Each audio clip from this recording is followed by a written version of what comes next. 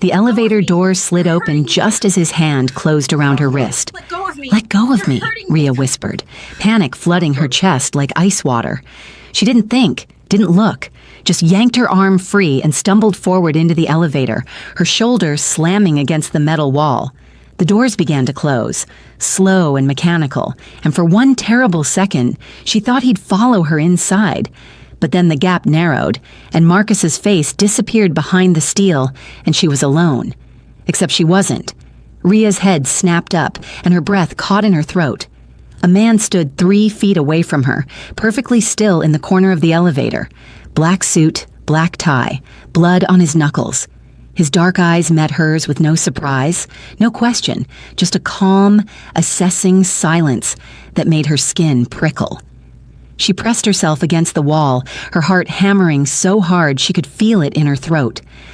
The elevator descended. Neither of them moved. "I'm sorry," she managed, her voice barely above a whisper. "I didn't mean to—" "Quiet," he said. It wasn't harsh, just a command, smooth and absolute. And for some reason, she obeyed. Footsteps echoed from somewhere above. Then Marcus's voice muffled through the elevator shaft. "Rhea, don't do this. Just come back. We can talk." Her whole body went rigid. The man in the suit glanced at the ceiling, then back at her. His expression didn't change. The elevator stopped. The doors opened. Marcus was standing there, breathing hard, his hand braced against the doorframe, his eyes locked on hers, and that familiar smile spread across his face, the one that used to make her feel safe, the one that now made her stomach turn. "Baby, come on," Marcus said softly. "You're being dramatic." The man in the suit stepped forward. Just one step, but it changed everything. The air shifted. Marcus's smile faltered. "She's with me," the man said.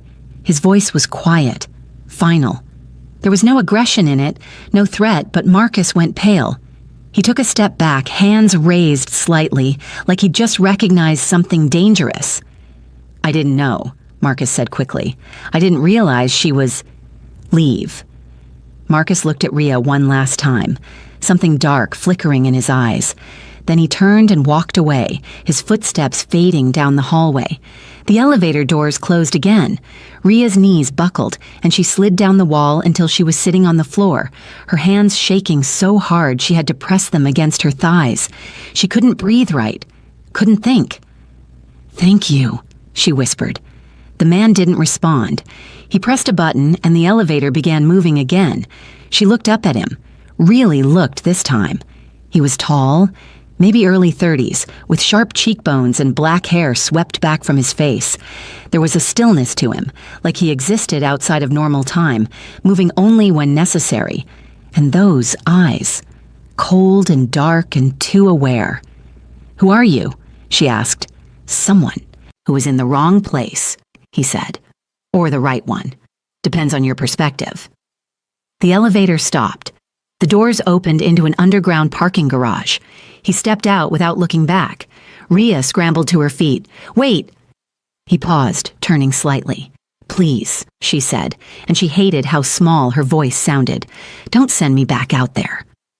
For the first time, something shifted in his expression. Not sympathy exactly, more like recognition.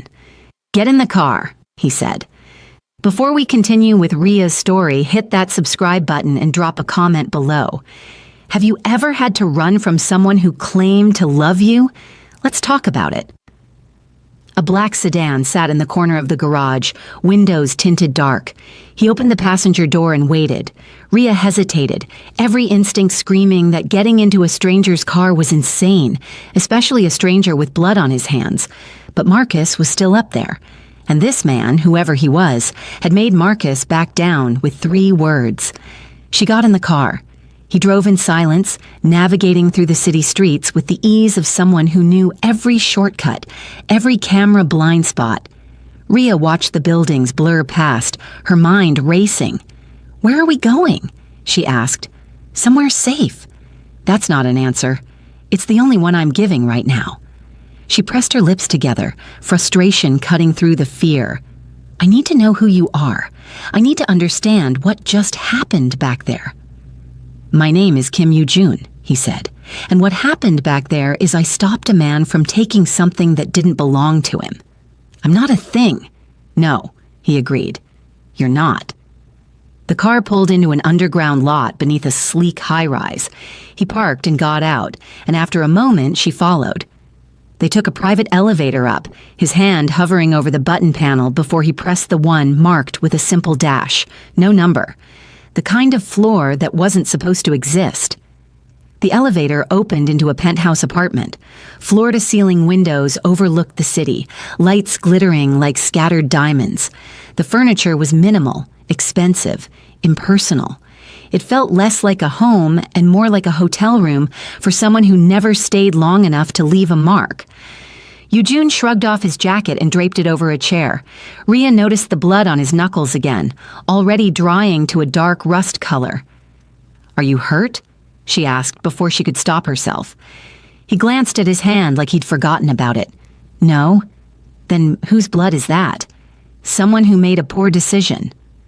A chill ran down her spine.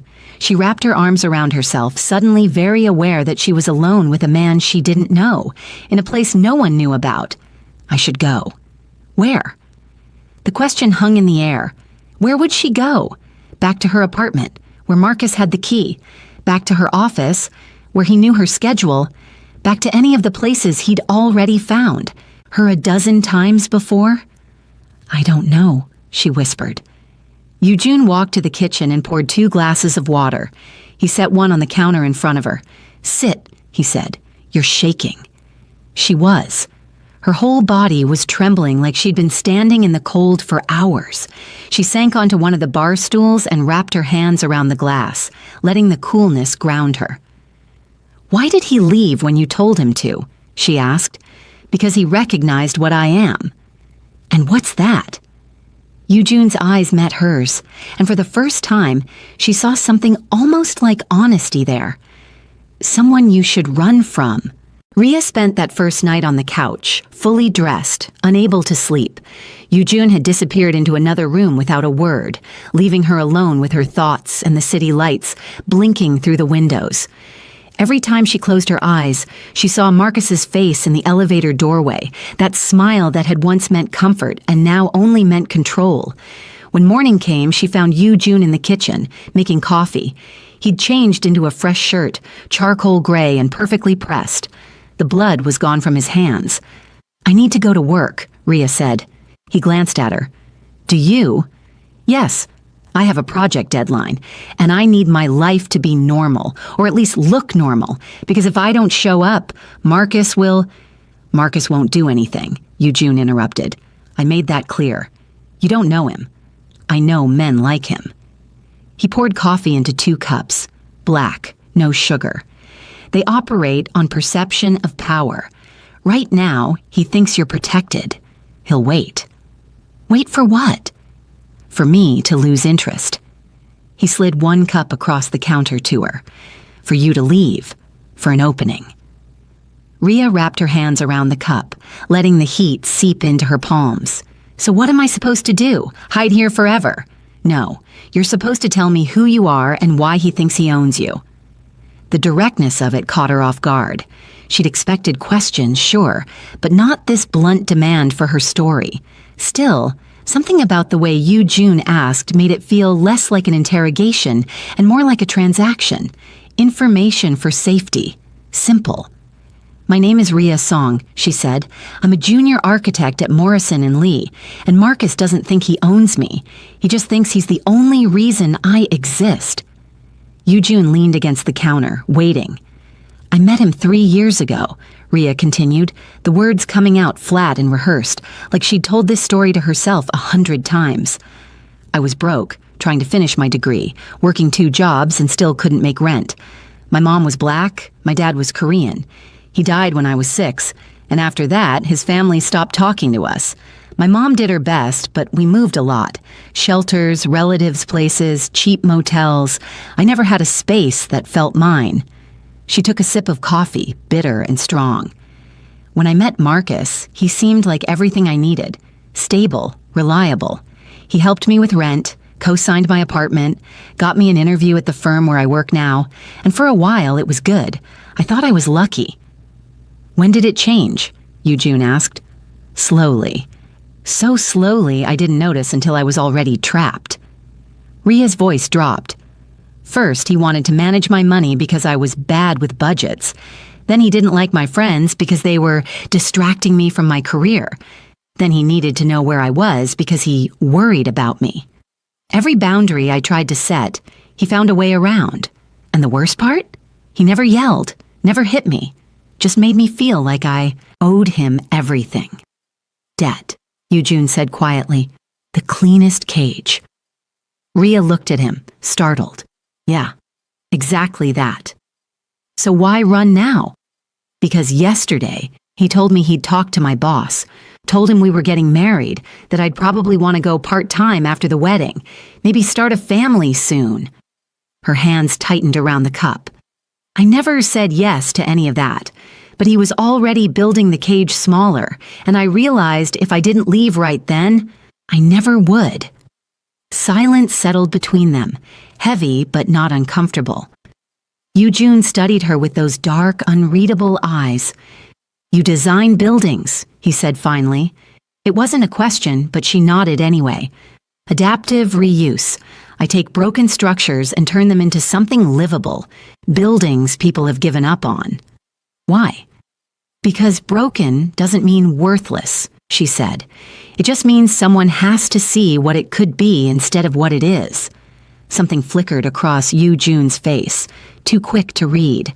He set his cup down. I have a business meeting. You'll stay here.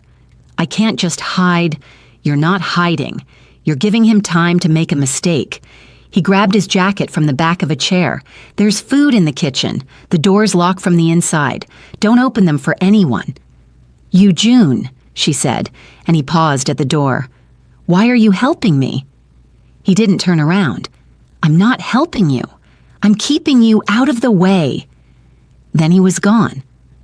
Ria stood alone in the pristine penthouse, coffee going cold in her hands, and wondered what the hell she'd walked into. She spent the day exploring the space, careful not to touch anything that looked important. The apartment was full of contradictions. Expensive art on the walls, but no personal photos. A bookshelf filled with leather-bound classics, but the spines were too perfect, uncracked. A home that looked lived in, but felt hollow. She found paper and pencils in a drawer and did the only thing that ever calmed her mind. She drew. Floor plans, at first, then elevations, then a full concept for a children's library. Bright spaces, lots of windows, places where kids could be loud and safe at the same time. She didn't hear Yujun return until he was standing behind her, looking over her shoulder at her sketches. "What is this?" he asked. Ria jumped, her pencil skittering across the page. "Jesus, you're quiet." "What is it?" he repeated. "A library for kids." She set the pencil down, suddenly self-conscious. "I just needed something to do with my hands." Yujun picked up the sketch, studying it with more attention than she expected. "Why a library?" "Because kids shouldn't have to be quiet to be safe," Ria said. "They should be able to make noise and take up space and still feel protected." He was quiet for a long moment, still looking at the drawing. Then he set it down carefully on the table. "I'm buying a building," he said. "Condemned property in the West District. Needs a complete redesign." Ria blinked. "Okay? I want you to look at it. I'm a junior architect. I don't do commercial projects. You do now." He pulled out his phone and showed her photos of a 6-story brick structure, windows boarded up, graffiti covering the ground floor. "Give me a proposal. What would you do with it?" She stared at the screen, her mind already racing through possibilities. Load-bearing walls, natural light, zoning restrictions. "Why?" "Because I'm curious," Yujun said, "and because you need something to do besides waiting." Ria took the phone from his hand, zooming in on the building's facade. Her fingers itched for her drafting tools. "I'd need measurements, access to the interior, permits, and I'll get you whatever you need." She looked up at him, searching his face for the angle, the trap. But all she saw was that same calm assessment, like he was watching a chess game only he could see. "Okay," she said finally, "I'll do it." Yoo-jun nodded once, then headed toward his room. He paused at the doorway. "Rhea," he said, and it was the first time he'd used her name. "Don't trust me, but don't run from me either." Then he was gone, and she was left holding his phone, staring at a broken building and wondering which one of them was more damaged. 3 days later, Rhea stood inside the condemned building with a flashlight, a measuring tape, and a growing sense of possibility. Yoo-jun had delivered on his promise. She had access, she had the original blueprints, and she had freedom to explore every floor without question. The building was a disaster. Water damage on the 4th floor, structural concerns on the 2nd, outdated electrical throughout. But the bones were good. High ceilings, large windows, original brick that just needed cleaning. She could see it already. Mixed income housing, ground floor community space, something that would serve the neighborhood instead of displacing it. "You've been here for 6 hours, Yoo-jun's voice came from behind her. Rhea didn't jump this time. She was getting used to his silent approaches. "The load-bearing walls are solid. If we reinforce here and here, we can open up the ground floor completely. Natural light, accessible entrance, space for a community center or cafe." "A cafe," he repeated, something almost like amusement in his voice. "Or a community center, whatever serves the neighborhood best." She turned to face him, holding up her tablet covered in notes and sketches. "This building can be something that actually helps people, not just another luxury development that prices everyone out. That's not profitable. It's sustainable, and it won't get you investigated." She pulled up her calculations. Mixed income housing qualifies for tax incentives. Community space builds goodwill. And if you're trying to clean money, this is a much better front than whatever you usually do. Yoo-jun's eyebrow lifted slightly. "You think you know what I do?" "I know you're not a venture capitalist," Rhea said. "I know people are afraid of you. I know you move through the city like you own parts of it, and I know that blood on your knuckles wasn't from a business meeting. And yet you're still here." "Because you haven't lied to me," she said. "Marcus lied every day and called it love. You don't pretend to be something you're not." Silence stretched between them, broken only by the distant sound of traffic outside. Yoo-jun stepped closer, taking the tablet from her hands and scrolling through her designs. His men had been skeptical when he'd brought her to the site. She'd heard them muttering in Korean, words she half understood from her father's language, the one her mother had tried to teach her before the memories became too painful. Words like waste and distraction and liability. But Yoo-jun had shut them down with a single look.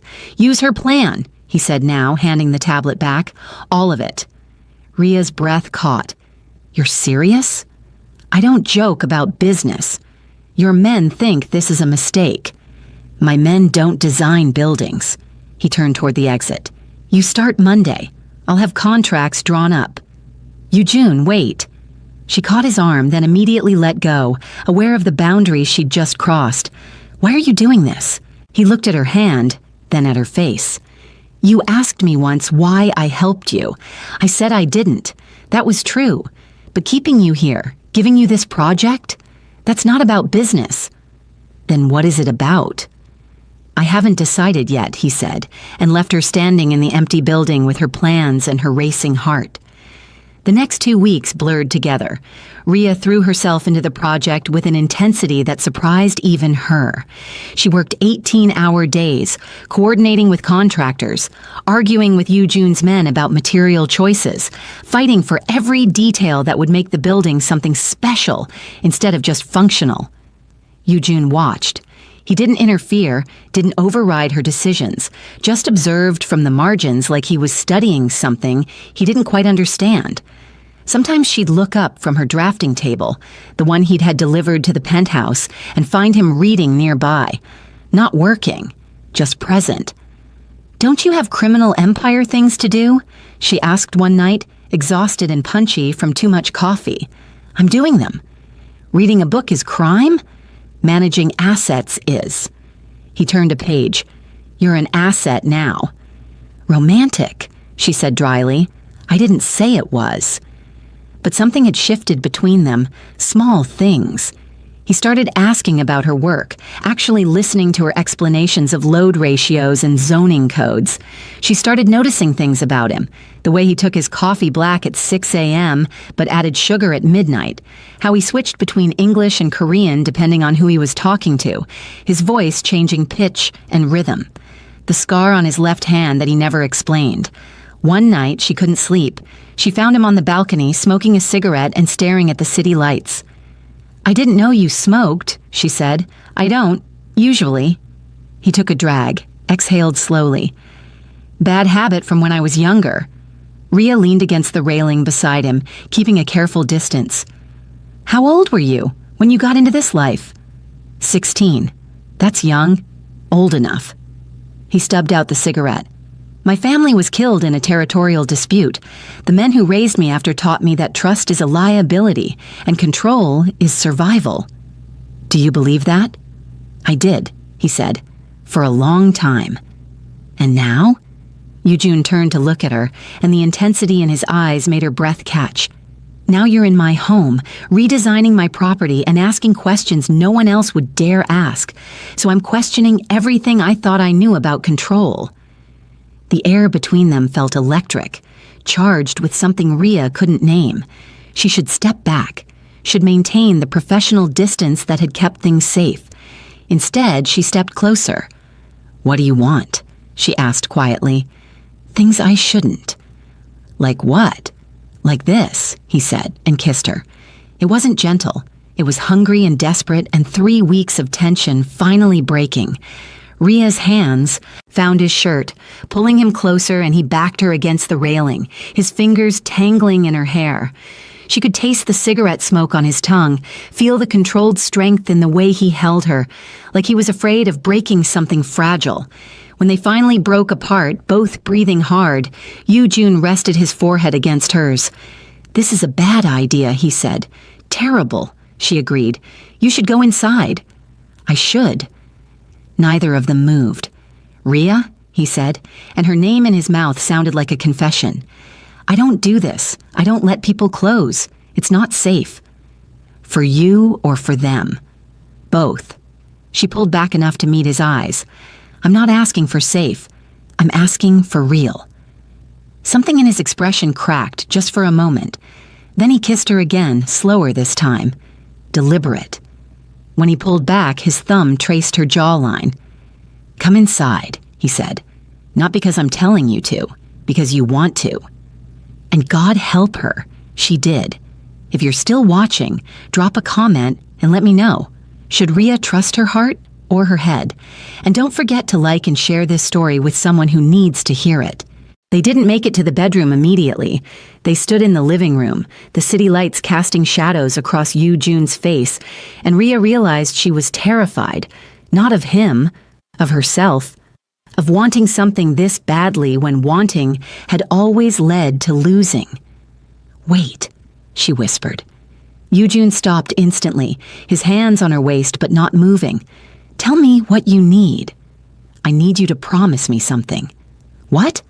"If I do this, if we do this, and you decide I'm not worth the risk, you tell me.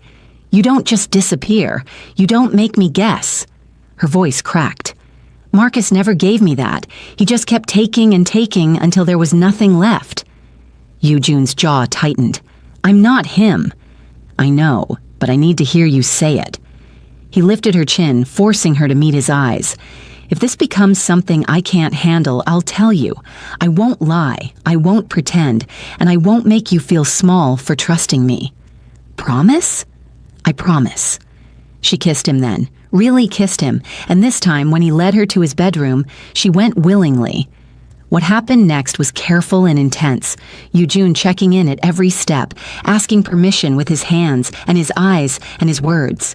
When Rhea froze halfway through, a flash of Marcus's face intruding on the moment, Yujun stopped immediately. "Hey," he said softly, pulling back. "Look at me." "I'm sorry," she whispered, hating the tears that pricked her eyes. "I want this. Don't apologize." He brushed her hair back from her face. "We stop. Right now. It's okay." I don't want to stop. Then we go slower, or we stop completely. Your choice. Ria took a shaking breath, grounding herself in the present, in Yoo-jun's patient eyes, in the way he waited without pressure, without judgment. Slower, she said. I want slower. And he gave her that, took his time, let her lead when she needed to, followed when she wanted him to. By the time they finished, Ria was crying for different reasons, overwhelmed by the gentleness of it, by the way Yoo-jun held her after like she was something precious instead of something conquered. You okay? He asked, his thumb wiping away her tears. Yeah, she said and meant it. I think I am. They lay tangled together in the dark, and for the first time in 3 years, Ria felt safe enough to sleep without checking the locks. The next morning, everything felt different and exactly the same. Yoo-jun made coffee. Ria reviewed blueprints, but now there were small touches. His hand on the small of her back as he passed, her fingers grazing his arm when she reached for her cup. A new language they were learning together. I have a meeting tonight, Yoo-jun said over breakfast. Business, the kind you shouldn't be around for. Okay, Ria said, understanding what he wasn't saying. I'll work on the permit applications. He nodded, but something in his expression was troubled. Ria, there are parts of my life I can't change. Things I do that aren't. I know, she interrupted. I'm not asking you to be someone else. You should. Maybe. But I'm not. She set down her coffee. You live in a world I don't understand. You do things that scare me, but you've never lied about it. And right now, that matters more than whatever moral high ground I'm supposed to take. Yoo-jun studied her for a long moment. You're either very brave or very foolish. Can I be both? He almost smiled. Almost. That night, Ria worked late at the penthouse, losing herself in elevations and material specs. She was so focused that she didn't hear the door open, didn't realize someone was in the apartment until a voice made her blood run cold. Hey, baby. Marcus stood in the doorway, hands in his pockets, that familiar sad smile on his face. Ria shot to her feet, her chair clattering backward. How did you get in here? I followed you last week, saw which building you went into. He stepped closer. Wasn't hard to find the right floor. These luxury places, they all have the same security weaknesses. Get out, Ria said, reaching for her phone. Marcus moved faster, grabbing her wrist, not hard enough to hurt, but firm enough to control. Don't. I just want to talk.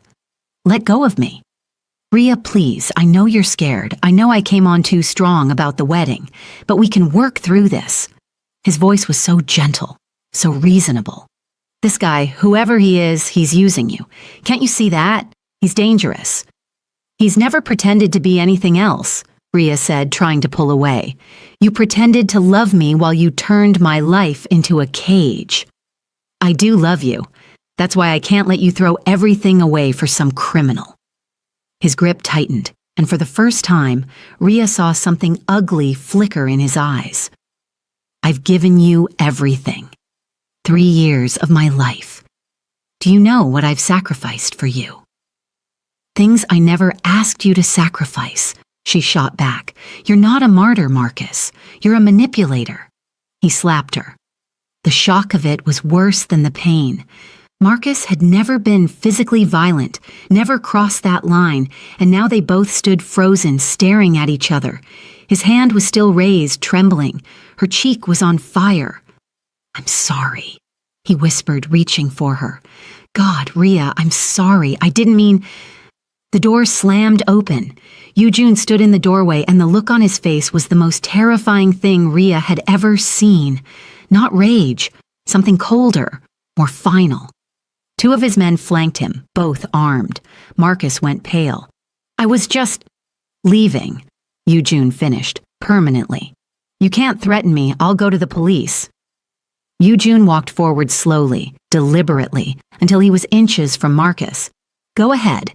Tell them how you broke into my home, how you put your hands on her. See how that works out for you. Marcus looked at Ria, desperate. You're really choosing him? A gangster? I'm choosing myself, Ria said quietly.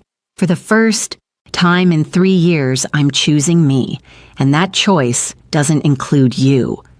Eugene nodded to his men. They grabbed Marcus by the arms, and he didn't resist, too shocked to fight back. As they dragged him toward the door, Marcus twisted around one last time. "This isn't over," he said. Eugene's voice was soft and absolute. "Yes, it is." The door closed. Silence filled the apartment. Then Eugene was crossing to Rhea, his hands gentle on her face, examining her cheek where the mark was already darkening. "Did he hurt you anywhere else?" he asked, his voice tight with controlled fury. "No, just my face." Her hands were shaking. "How did you know to come back?" "I had cameras installed. Silent alarm when the door opened." He pulled her close and she collapsed against him, finally letting herself break. "I'm sorry. I should have anticipated this. Should have protected you better." "You did protect me," she said into his chest. "You came." "I'll always come," he said, and it sounded like a vow. The next 2 weeks were quiet. Too quiet. Marcus had vanished completely, and while that should have brought relief, it only made Rhea more anxious. Eugene increased security, had men watching her apartment, her office, every place she might go. She should have felt suffocated. Instead, she felt seen. The building project moved forward. Permits approved, contractors hired, groundbreaking scheduled for next month. Rhea poured herself into the work, and slowly, the fear began to fade. She started sleeping through the night, started laughing at Eugene's dry observations, started believing that maybe, just maybe, she could have this. Safety and passion and a life that was actually hers. Then Eugene's second in command, a man named Chen, pulled her aside one afternoon at the construction site. "You need to be careful," Chen said in Korean, probably assuming she wouldn't understand. "I am careful," Rhea replied in the same language, watching his eyes widen in surprise. Chen recovered quickly. "With him, I mean. You're making him weak, distracted. In our world, that gets people killed." "Maybe your world needs to change," Rhea said. "It doesn't change. It just eats people who can't keep up." Chen's expression wasn't unkind, just honest. "He's different with you. Softer. His enemies will notice. And when they do, they'll use you against him." "Is that a threat?" "It's a warning. From someone who's known him since he was 16 and had nothing." Chen switched back to English. "I'm not saying leave him. I'm saying understand what staying costs." That night, Rhea couldn't shake Chen's words. She found Eugene in his office, reviewing financial reports, and sat down across from him. "Chen thinks I'm making you weak," she said. Eugene looked up, no surprise in his expression. "Chen worries too much." "Is he right?" "Probably." Eugene set down his pen. "Before you, I made decisions based purely on strategy. Now I find myself considering how those decisions affect you. That's a liability in my world. So what do? We accept the risk," he said simply, "or we don't. But I'm not willing to give this up. Not yet." "Not yet," Rhea repeated. "What happens when the risk becomes too much?" "Then I'll tell you, like I promised." He stood, walking around the desk to pull her to her feet. "But right now, in this moment, you're worth every risk I'm taking." He kissed her, and Rhea let herself believe him. 3 days later, Marcus made his move. Rhea had gone back to her old apartment to collect the last of her things. Eugene had advised against it, wanted to send his men instead, but she'd insisted. She needed to close this chapter herself, needed to prove she could walk back into that space without breaking. She was packing her drafting tools when she heard the door open. Her blood went cold. Marcus stood in the doorway, but he looked different, thinner, unshaven, wild-eyed. "I've been waiting for you to come back. Get out, Marcus." "I can't. Don't you understand? I can't just let you go." He stepped inside, closing the door behind him. "I've lost everything because of you. My job, my reputation, everything. You lost those things because of your choices, not mine." "I made those choices for us," his voice cracked. "I gave up promotions to help you, turned down transfers to stay in the city. Everything I did was for you, and this is how you repay me." Rhea backed toward the window, her mind calculating distances and exits the way she'd been trained to analyze spaces. "Marcus, you need help. Professional help. This obsession isn't healthy." "It's not obsession, it's love." He moved closer. "And I know you still feel it too. You have to. We had 3 years together. 3 years of you controlling every aspect of my life. I was protecting you. From what? From having my own thoughts? My own money? My own choices?" Rhea's voice rose. "You didn't protect me, Marcus. You isolated me. And you called it love because that's easier than admitting you were just afraid of being alone." Something broke in his expression. He lunged for her, but Rhea was already moving. She'd spent 3 weeks studying this apartment, remembering its layout, and she knew exactly where the fire escape was. She threw open the window and climbed out just as Marcus's hand closed on empty air. "Rhea!" he shouted. "Don't you dare run from me again!" But she was already down the fire escape, hitting the alley at a run. She pulled out her phone with shaking hands and called Yu Jun. "He found me," she gasped. "At my apartment. I got out, but—" "Stay on the line. Tell me where you are." She gave him the intersection, then kept moving, weaving through side streets. Behind her, she could hear Marcus calling her name, his voice echoing off the buildings. Her architect's brain kicked in automatically, mapping routes, identifying choke points, finding the path of least resistance. She ducked into a parking garage, found a maintenance door she'd noticed months ago when she'd surveyed the building for a project. It led to a service corridor that opened onto the next street. By the time Marcus reached the garage, she was gone. Yu Jun found her 2 blocks away, pulling up in his black sedan with 3 cars behind him. He got out, looked her over for injuries, then pulled her into his arms. "Are you hurt?" "No, I got out." Her voice was steadier than she expected. "I didn't need you to save me, but I'm glad you're here." "Always," he said, and meant it. His men spread out, searching for Marcus. They found him an hour later, still looking for Rhea in the streets around her apartment. Yu Jun's men brought him to a warehouse on the edge of the city. Rhea insisted on being there. Marcus was sitting in a chair when they arrived, his hands zip-tied in front of him. He looked small now. Pathetic. Nothing like the man who'd controlled her life for 3 years. "You're really with him," Marcus said when he saw her. "After everything I did for you, you're choosing a criminal." Rhea walked forward until she was standing directly in front of him. "You didn't make me strong, Marcus. You just made me afraid. He didn't save me from you. He just gave me space to save myself. That's the difference. That's what you never understood." She turned to Yu Jun. "I'm done. Let's go." "What about him?" Yu Jun asked. "He's not worth it. Let him go. He's already lost everything that mattered to him. His control, his image, me, there's nothing left to take." Yu Jun nodded to his men. They cut Marcus's restraints and left him sitting in that empty warehouse, exactly as alone as he'd always feared he'd be. 6 months later, Rhea stood in front of the renovated building, watching families move into their new apartments.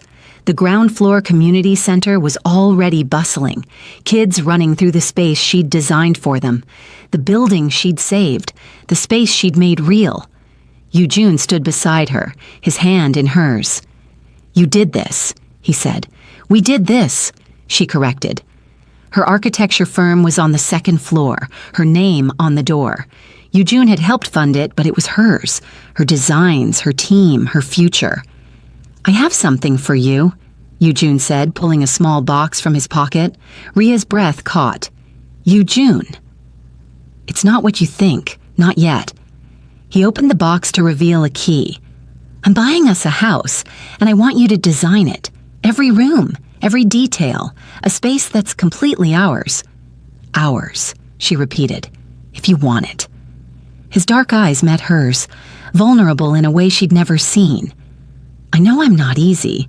I know my world is dangerous. But I love you, Rhea, and I want to build something with you that's ours, not mine, not yours. Ours." Tears pricked her eyes. "I need full creative control." "Of course. And eventually, I want a ring, a real one. Eventually, he agreed, smiling, and you need to stop putting armed guards outside my office. The neighbors are starting to talk. We'll negotiate. Rhea laughed, and it felt like freedom, like home. Like finally, after years of running, she'd found a place worth staying for. Not because someone had built a cage and called it love, but because someone had given her space and called it trust. She kissed him there on the street, in front of the building she'd saved and the life she'd built. And for the first time in her life, Rhea Song felt like she belonged to herself. And that was worth everything. So what did you think? Drop a comment below and tell me. Have you ever had to choose yourself over someone who claimed to love you? And if this story moved you, hit that like button and share it with someone who needs to hear it. Sometimes the bravest thing we can do is walk away from what's familiar and into what's real. Thanks for watching, and I'll see you in the next one.